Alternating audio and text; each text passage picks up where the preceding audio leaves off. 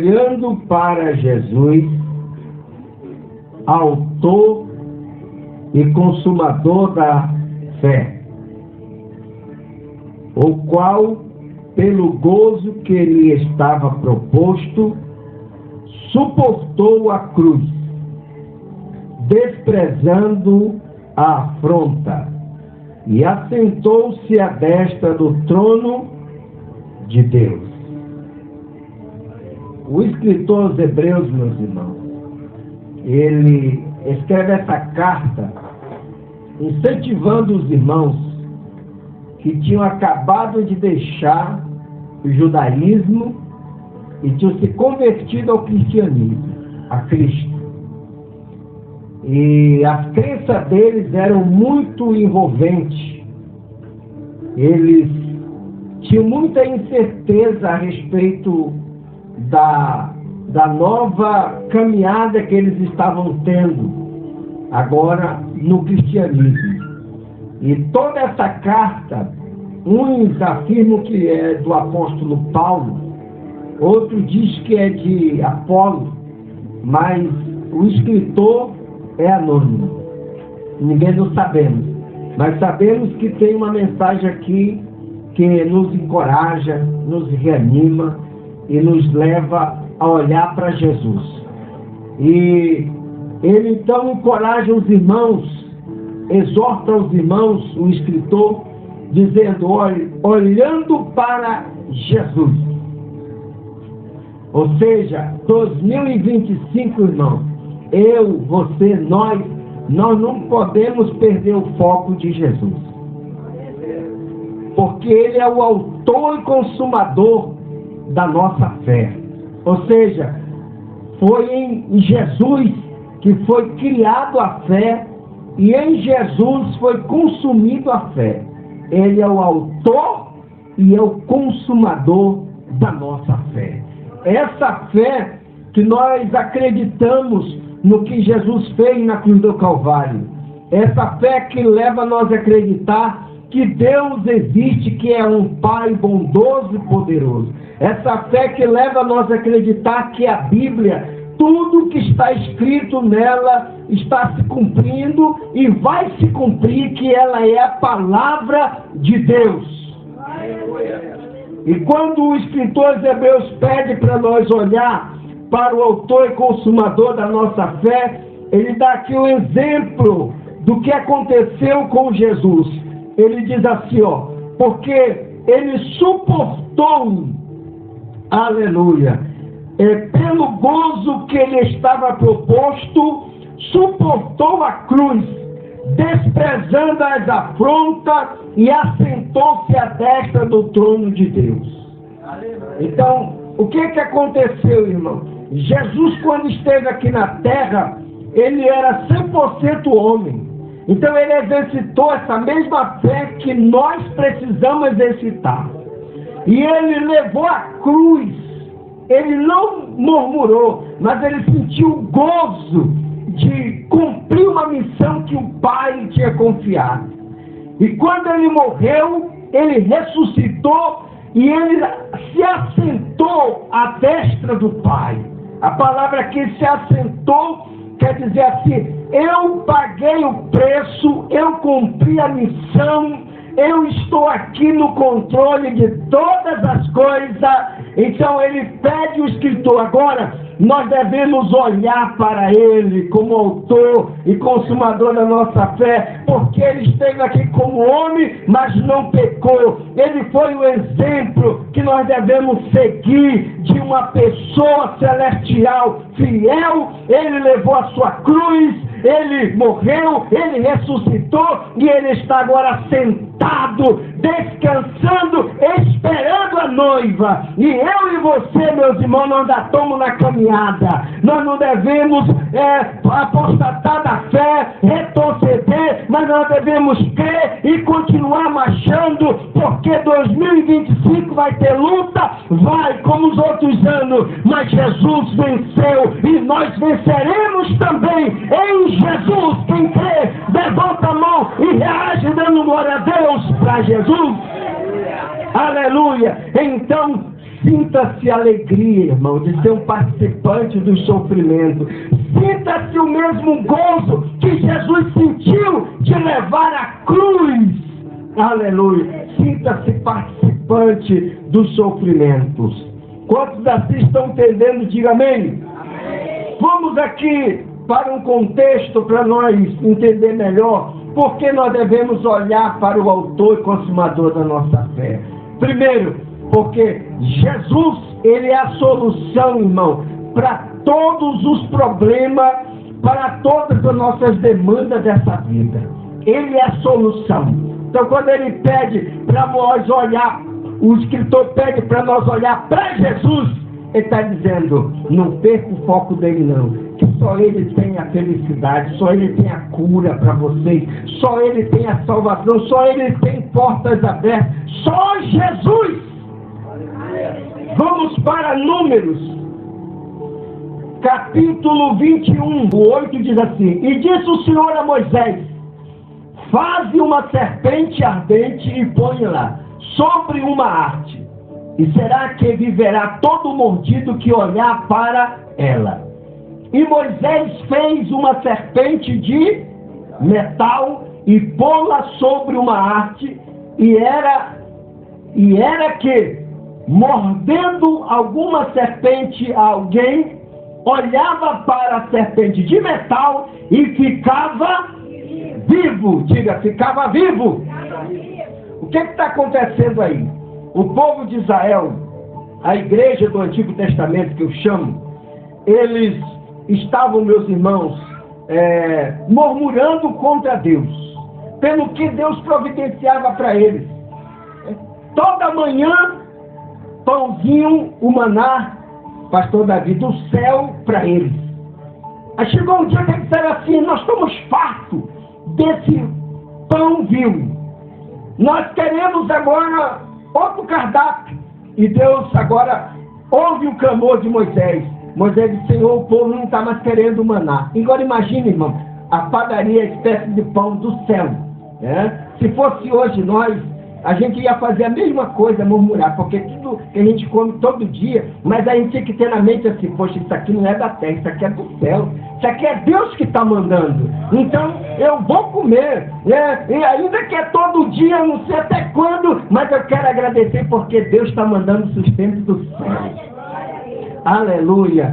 E aí Deus disse assim, Moisés, agora olha, vai aí, hora que eu vou mandar codornizes, hoje eu vou trocar o cardápio, não vai ser pão. E a Bíblia diz que veio um vento da parte oriental e veio muitos cordonizes que ficou como fosse mais de quilômetros de cordonizes. E eles foram matando e fazendo as suas comidas. Cordonizes para nós, pastor Davi, era comparado com um mergulhão, né? O mergulhão ele dá assim por tempo. Ele está aqui, aí demora, vai para outro canto onde está o inverno ou o verão, não sei. Eu sei que ele não dá todo o tempo no lugar. Mas Deus mandou eles de distância, pelo um vento oriental, e eles comeram. Mas assim mesmo ele continuava, esse povo, murmurando contra Deus. E aí depois eles não murmuravam mais contra Deus, não. Eles murmuravam contra Moisés, irmão Jorge. Ele dizia assim, esse líder, será que ele fala mesmo com Deus? Porque nós estamos aqui, nós vamos para essa terra prometida aí, e a gente não chega lá. E nós estamos lembrando do pepino, da cebola que nós comia lá como escravo, lá dos faraós. E eles desejavam voltar, irmão. Olha a mentalidade deles.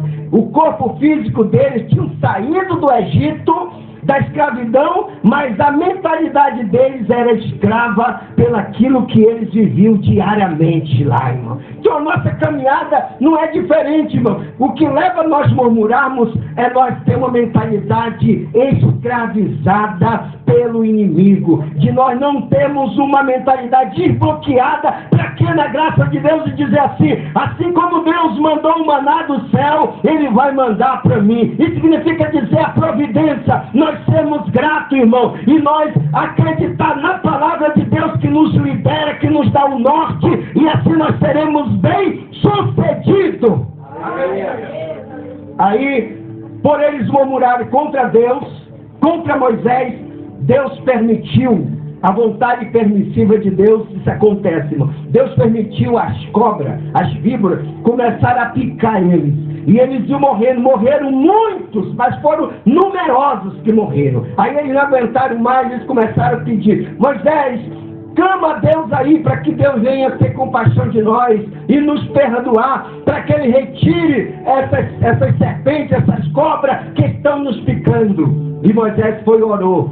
Deus disse assim: Moisés, pega agora e faz uma serpente de bronze e coloca numa arte. E pede para todos aqueles que estão picados, que ainda estão vivos, e aqueles que vão ser picados pela serpente, que olhem para a serpente de bronze. Que quando eles olharem, eles vão receber a saúde deles. Eles vão ser restaurados a saúde. Veja, meus irmãos, que tudo que acontece conosco, às vezes é a vontade permissiva de Deus. O inimigo tocou nos filhos de Jó, tocou na saúde de Jó, mas tudo foi com o limite e a vontade permissiva de Deus. Então, essa serpente que estava picando o povo, que foi contraído pela desobediência deles contra Deus e contra Moisés, é o inimigo, simboliza o inimigo, irmão. Mas ali tinha um limite, que era para que eles viessem reconhecer que eles estavam errados, que eles estavam murmurando, que Deus era Deus, irmão. Deus era Deus poderoso. E ali foi um ato profético. Aquela outra serpente de bronze que foi colocada na arte,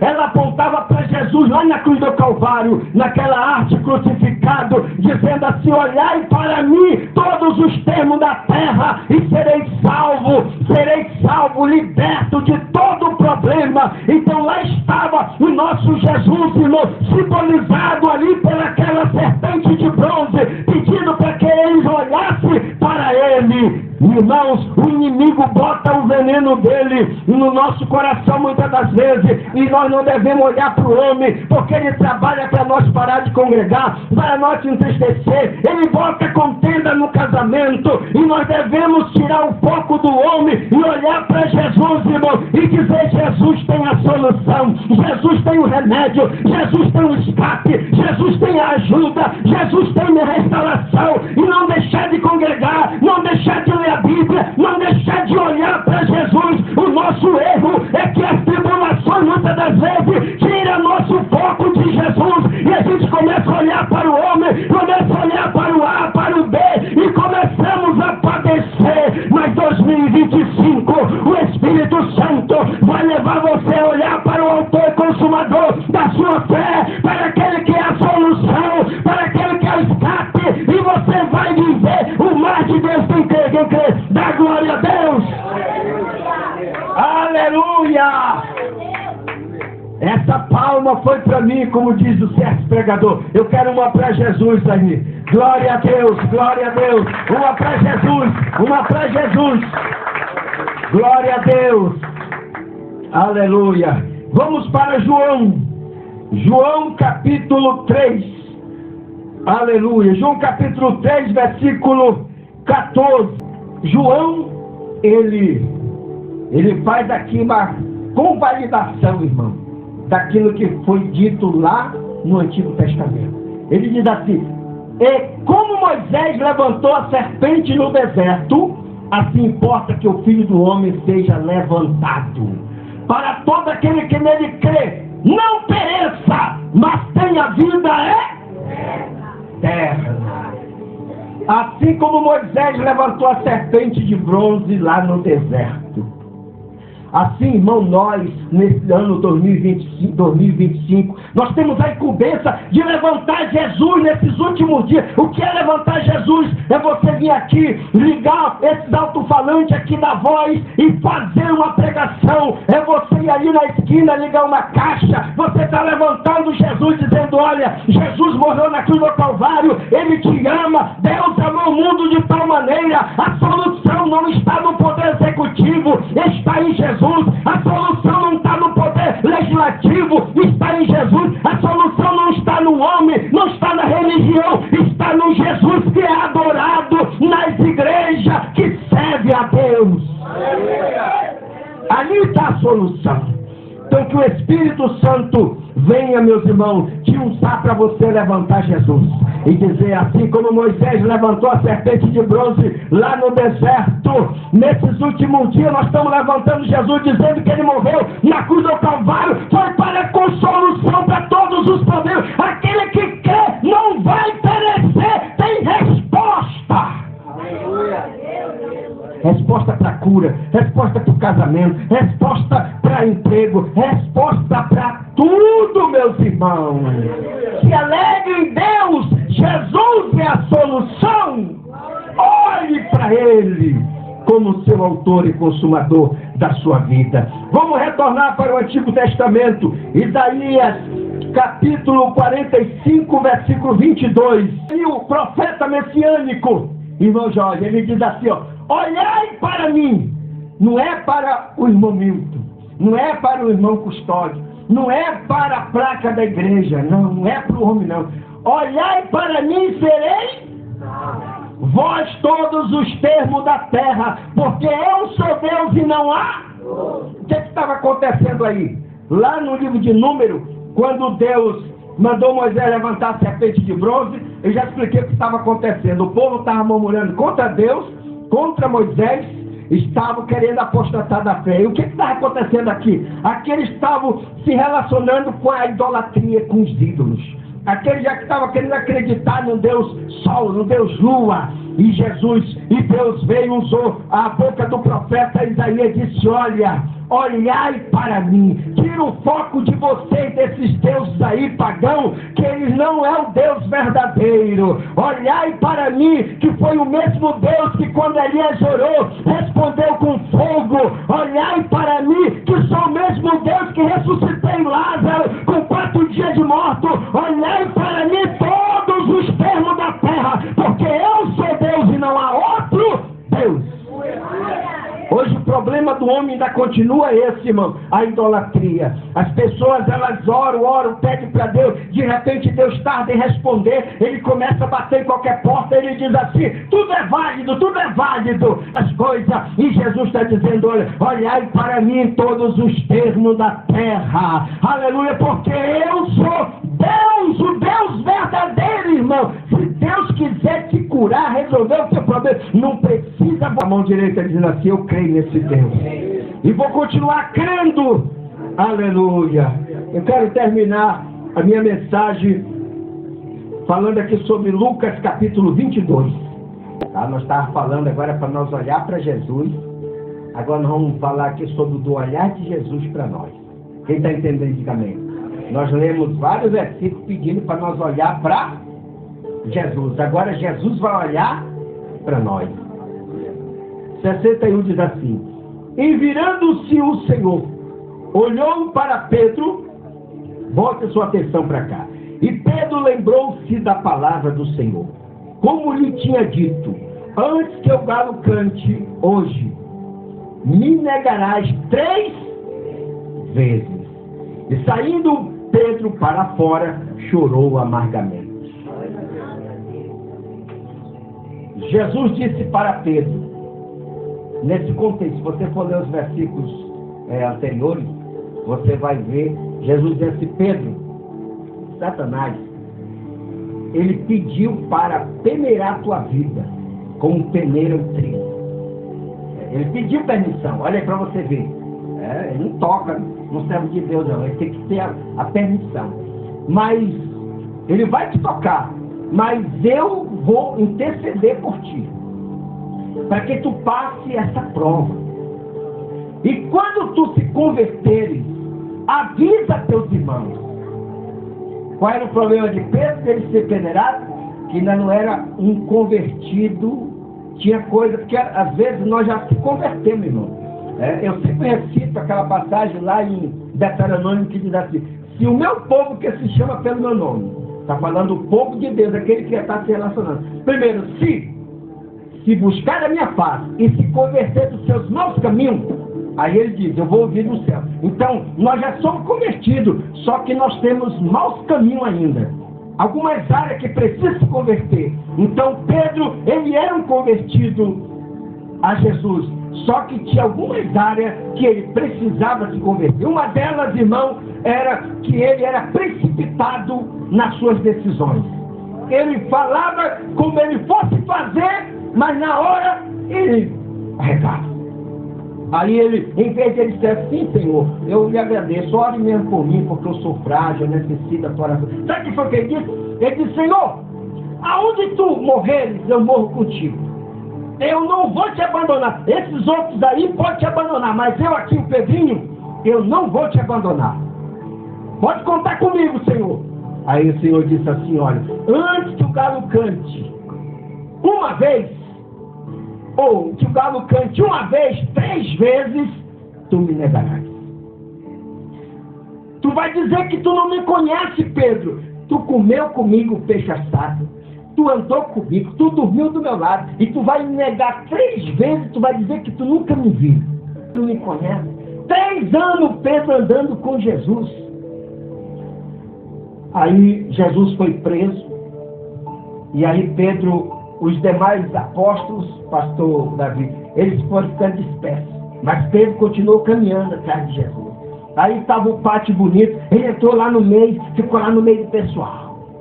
Aí de repente uma mulher fita o olho e diz assim, tu é um dos que andava com ele aí, com Galileu. O teu jeito de vestir, de falar, tu é um que andava com ele. Sim ou não?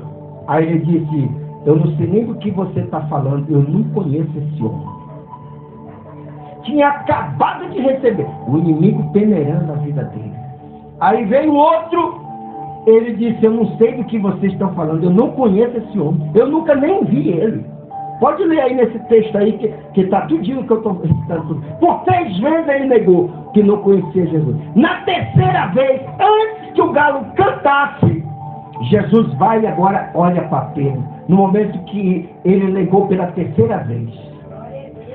E eu quero dizer para vocês, irmão, que o olhar de Jesus, que o olhar de um pai, o olhar de uma mãe que ama, o olhar de um pastor que ama as suas ovelhas, ele fala. O olhar fala. Então quando Jesus olhou para Pedro, bem dentro do olho, por que Pedro se entristeceu? Pode ver aqui, ó. E saindo Pedro, versículo 62, e saindo Pedro para fora, chorou amargamente. O olhar de Jesus, Jesus não falou, não xingou ele, só olhou para ele.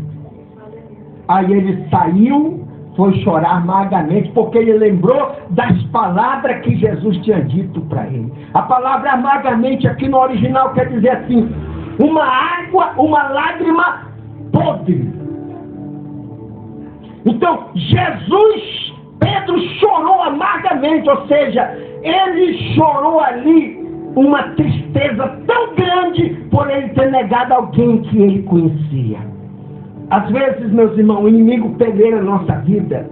Ele leva-nos a pecar, que a nossa vida, a nossa atitude se torna como uma água podre. A gente chora, a gente quer mudar, mas só é remorso, irmão. Não há mudança de fato. Não há mudança de fato. Mas tem algo que eu quero falar para vocês. O olhar de Jesus para Pedro tinha a misericórdia do Senhor. O olhar de Jesus para Pedro tinha graça. Por isso que Pedro chorou amargamente. Porque o olhar de Jesus, quando ele olhou para Pedro, ele disse assim, Pedro, eu te amo. Quando eu morrer, eu ressuscitar, você vai ser o primeiro que eu vou atrás. Tu disse que não me conhecia, mas eu quero te dar um voto de confiança para ti, Pedro, porque eu vim para restaurar, eu vim para devolver a autoridade. Eu não desisto do homem, eu não desisto da mulher, ainda que as pessoas falhem, mas meu amor é grande, a minha misericórdia é grande. Aleluia! Eu encerro aqui dizendo para vocês, irmão, eu não sei como é que vai ser o meu nem os seus dias, 300 e poucos dias que vem. Eu não sei se vai ter momento que você vai querer fazer que nem Pedro, Pedro só negou. Eu não sei se você vai pensar em desistir. Eu não sei se você vai pensar em desistir de Jesus, da igreja. Eu não sei se a luta vai pensar você desistir do teu casamento. Eu não sei quais são as lutas, porque Jesus disse: no mundo vocês vão ter lutas e aflições, mas tem de bom ânimo. Mas eu quero dizer para vocês, aleluia, não tira o foco de Jesus. Ele também vai olhar para você no momento que você estiver frágil, no momento que você estiver sendo, não ia fazer isso, mas a carne, o pecado, o inimigo veio e te levou a você fazer. Saiba que Jesus está olhando para você. Ele não está olhando que nem um homem, não. O homem olha para acusar, o homem olha para dar sentença. Por isso que Davi diz assim, ó: eu quero cair na mão do Senhor, porque no Senhor tem misericórdia e no homem não tem misericórdia. Nesta noite, que a tua vida, a minha vida esteja na mão de Deus, na mão de Deus, na mão de Deus, porque Deus tem misericórdia e é a solução para nos libertar. Fique sobre os seus pés nesse momento, dando um forte aplauso para Jesus. Quando Jesus morreu, ressuscitou, ele vai ter com Pedro. Jesus disse assim: Pedro, tu me ama mais do que esses pescadores aí? Pedro disse: Senhor, tu sabes que eu te amo. Jesus pergunta de novo: Pedro, tu me amas? Aí Pedro respondeu: Senhor, tu sabes todas as coisas. Aleluia. Aí Jesus olha: Pedro, eu te pergunto pela terceira vez, tu me amas? Aí a Bíblia diz que ele se entristeceu e disse: Senhor, tu sabes todas as coisas. Quando ele negou Jesus pela terceira vez, ele chorou amargamente. Quando Jesus pergunta pela terceira vez, Pedro se entristeceu. A palavra lá, entristeceu, ele estava pedindo uma oportunidade de mudança, dizendo: se tu me der uma chance, Senhor, eu quero te servir. E Jesus disse para ele: então apacenta minhas ovelhas, Pedro, cuida dos meus cordeirinhos. Neste ano, meus irmãos, faça algo para a obra de Deus. Jesus está te dando chance, Jesus está te dando saúde, Jesus está te dando oportunidade para mim e para você fazer a obra do Senhor. Feche seus olhos. Pai, em nome do Senhor Jesus, que 2025, Pai, nós possamos estar sob o olhar de Jesus. Porque nós precisamos do olhar de Jesus, porque o olhar fala. E nós não queremos também tirar o nosso olhar dele. Nós queremos estar nessa comunhão, Senhor.